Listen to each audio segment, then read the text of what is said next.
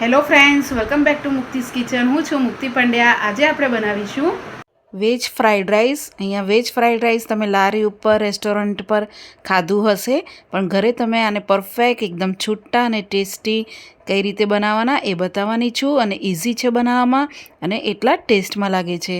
અને તમને જો મારી આ રેસીપી ગમે તો મારી ચેનલને સબસ્ક્રાઈબ કરજો અને બેલ આઇકન પર ક્લિક કરજો. તો વેજ ફ્રાઈડ રાઈસ બનાવવા માટે તમારે સૌથી પહેલાં વેજીટેબલ લઈ લેવાના છે, જેમાં કાંદા, ગાજર, કુબી, કેપ્સિકમ, લસણ, આદુ, મરચાં અને તમારી પાસે જો ફણસી હોય તો ફણસી બી લઈ શકો છો. અહીંયા બધા વેજીટેબલને આ રીતે ઝીણા કટ કરીને રેડી કરવાના. પછી અહીંયા તમારે ભાતને પહેલાંથી જ આવી રીતે ઓસાવીને રેડી કરવાના છે. અહીંયા હું 7થી 8 વ્યક્તિઓ માટે બનાવું છું, એટલે મેં 3થી 4 વાટકી જેવા લીધેલા છે. તમે તમારા જે પ્રમાણે બનાવવાના હોય એ પ્રમાણે તમારે વાટકી લઈ લેવાના અને એને અડધોથી 1 કલાક પહેલાં આવી રીતે છૂટા ઓસાવીને રેડી કરી લેવાના છે. અને એની સામે આપણે અડધીથી 1 વાટકી જેવા વટાણા લઈ લેવાના છે.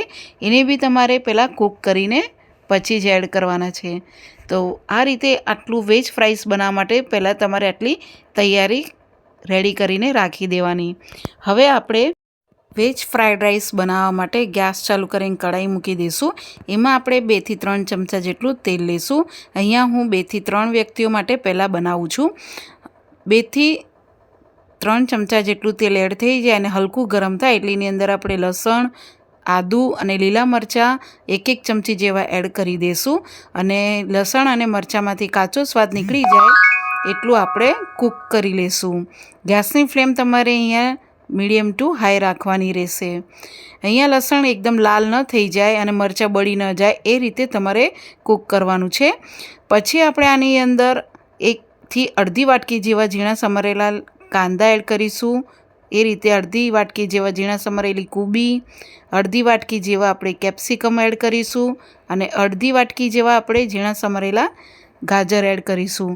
હવે આપણે બધા વેજીટેબલને 1થી 2 મિનિટ માટે હાઈ ગેસની ફ્લેમ ઉપર આપણે કૂક કરી લઈશું. અહીંયા વેજીટેબલમાંથી એનો ક્રંચ આપણે નીકળે નહીં એ રીતે જ કૂક કરવાનું છે. એકદમ ઓવરકૂક અહીંયા વેજીટેબલને નથી કરવાનું. આ રીતે તમારું 2 મિનિટ જેવું થઈ જાય વેજીટેબલને કૂક કરીને પછી આપણે આની અંદર સ્વાદ પ્રમાણે મીઠું એડ કરવાનું છે. મીઠું ખાસ ધ્યાનથી એડ કરવાનું. જો તમે ભાતમાં એડ કરેલા હોય તો અહીંયા તમારે ઓછું એડ કરવાનું. મીઠું એડ થઈ જાય પછી આની અંદર આપણે જે વટાણા બાફીને રાખ્યા છે એ આપણે અડધી વાટકી જેવા આમાં એડ કરી દઈશું. અને વટાણા એડ થઈ જાય પછી 1થી 2 ચમચી જેવું આપણે અહીંયા મરી પાવડર એડ કરવાનું છે. મરી પાવડરનો અહીંયા સ્વાદ બહુ જ સરસ લાગે છે, એટલે ફ્રાઈડ રાઈસમાં જરૂરથી એડ કરજો. હવે આપણે આને મિક્સ કરી લઈશું. મિક્સ થઈ જાય પછી જે આપણે ભાત ઓસાવીને રાખ્યા છે એમાંથી આપણે 2થી 3 ચમચા જેટલા અહીંયા આપણે ભાત લઈ લઈશું. ભાતને આ રીતે તમારે છૂટા આવી રીતે એડ કરવાના રહેશે. મેં પહેલાં બી કીધું કે ભાત ઓસાવતી વખતે તમારા અહીંયા ભાત એકદમ આખા અને છૂટા ઓસાવવાના રહેશે. જો ચીકણા અને તૂટેલા હશે તો તમને ફ્રાઈડ રાઈસ ખાવાની મજા નહીં આવે. હવે આપણે આની અંદર અડધી ચમચી જેટલું આપણે વિનેગર એડ કરીશું. વિનેગર નાખવાથી અહીંયા ફ્રાઈડ રાઈસનો ટેસ્ટ બહુ જ સરસ આવે છે, એટલે અડધી ચમચી એડ કરવાની. અને 1થી 2 ચમચી જેટલું આપણે અહીંયા સોયા સોસ એડ કરીશું. તમને ફ્રાઈડ રાઈસમાં જો સોયા સોસનું પ્રમાણ થોડું ખટાશ પસંદ હોય તો તમે 1 ચમચી વધારે બી એડ કરી શકો છો. હવે એકદમ હલકા હાથે અહીંયા રાઈસ તમારા તૂટે નહીં એ રીતે તમારે આને મિક્સ કરવાનું રહેશે. સોસ એડ કર્યા પછી તમારે આને બહુ હલાવવાનોથી સરખું મિક્સ થઈ જાય એટલું જ તમારે હાઈ ગેસની ફ્લેમ પર મિક્સ કરવાનું છે. જો તમે આને બહુ કરશો તો અહીંયા તમારા જે રાઈસ છે એકદમ ઓવરકૂક થઈ જશે. એટલે અહીંયા આ રીતે તમારું મિક્સ થઈ જાય પછી ગેસની ફ્લેમ બંધ કરીને આપણે ગરમ આપણે ફ્રાઈડ રાઈસને સર્વ કરી લઈએ.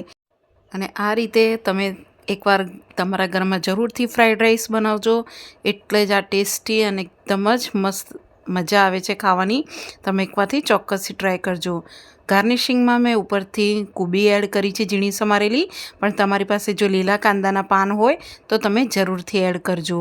અને એટલા જ પરફેક્ટ ને એટલા ટેસ્ટી બન્યા છે.